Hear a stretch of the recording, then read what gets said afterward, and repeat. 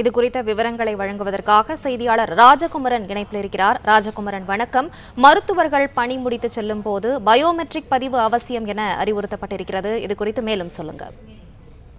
தமிழ்நாட்டில் இருக்கக்கூடிய அரசு மருத்துவக் கல்லூரி மற்றும் மருத்துவக் கல்லூரி மருத்துவமனைகள் ஆகியவற்றில் அண்மையில் தேசிய மருத்துவ ஆணையம் மேற்கொண்ட ஆய்வில் பல்வேறு இடங்களில் பேராசிரியர்களும் மருத்துவர்களும் முறையாக அந்த பயோமெட்ரிக் என்று சொல்லப்படக்கூடிய வருகை பதிவேடுகளை பதிவு செய்வதில்லை என்றும், அது மட்டுமல்லாமல் பேராசிரியர் பணியிடங்கள் ஒரு சில கல்லூரிகளில் அதிகமாக இருக்கின்றன என்பது தொடர்பாகவும் விளக்கம் கேட்டு கிட்டத்தட்ட தமிழ்நாட்டில் இருக்கக்கூடிய 35 அரசு மருத்துவக் கல்லூரிகளுக்கு நோட்டீஸ் அனுப்பியிருக்கின்றார்கள். இதுபோன்ற ஒரு மருத்துவக் கல்லூரிக்கு தேசிய மருத்துவ ஆணையத்தின் மூலமாக நோட்டீஸ் வழங்கப்பட்டால் நடப்பு ஆண்டிலே அவர்கள் இனி வரக்கூடிய அந்த ஆண்டிலே கலந்தாய்வு நடத்த முடியாது, மருத்துவ மாணவர் சேர்க்கை நடத்த முடியாது. எனவே கிட்டத்தட்ட தமிழகத்தில் இருக்கக்கூடிய 35 கல்லூரிகளுக்கு இதுபோன்ற நோட்டீஸ் வழங்கப்பட்டுள்ளதால் மருத்துவ மாணவர் சேர்க்கை பாதிக்கப்படுமா என்ற அச்சம் இருந்த நிலையில் தற்பொழுது சென்னை தியாகராய நகரில் இது குறித்து அமைச்சர் மா சுப்பிரமணியனிடம் கேட்கப்பட்டது.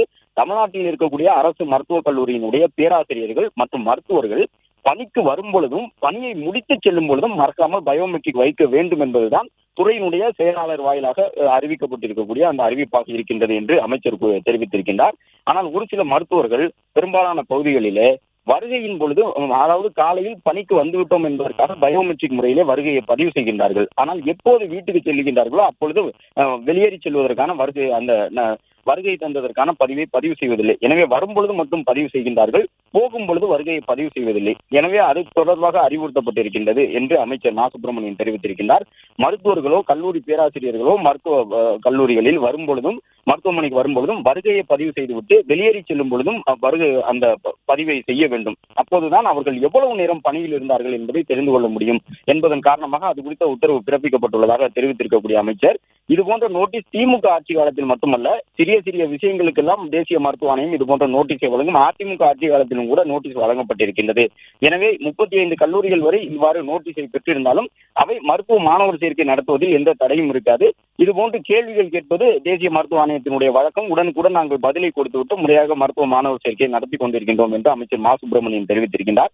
மேலும் தற்பொழுது 400க்கும் மேற்பட்ட கல்லூரிகளுக்கு இந்தியா முழுவதும் இதுபோன்று நோட்டீஸ் வழங்கப்பட்டிருப்பதாக குறிப்பிட்டிருக்கக்கூடிய அமைச்சர் மா சுப்பிரமணியன், பாஜக ஆளக்கூடிய மாநிலங்களில் உள்ள மருத்துவக் கல்லூரிகளுக்கு கூட இதுபோன்ற நோட்டீஸ் வழங்கப்பட்டுள்ளதாகவும், தமிழ்நாட்டில் இருக்கக்கூடிய அரசு மருத்துவர்கள் பணிக்கு வரும்பொழுது மட்டும் பயோமெட்ரிக் முறையிலே வருகையை பதிவு செய்தால் பத்தாது, நாங்கள் பணி முடித்து புறப்படுகின்றோம் என்னும் பொழுதும் அந்த வெளியேறி செல்லும் பொழுதும் பதிவு செய்ய வேண்டும். அப்போதுதான் அவர்கள் எவ்வளவு நேரம் பணி செய்திருக்கின்றார்கள் என்ற விவரம் தெரிய வரும். அதை அவர்கள் முறையாக பின்பற்றாததன் காரணமாகவே இதுபோன்ற நோட்டீஸ் வந்திருப்பதாக தெரிவித்திருக்கக்கூடிய அமைச்சர், இனி வரக்கூடிய நாட்களில் அது முறையாக பின்பற்றப்படும் என்று தெரிவித்துள்ளார்.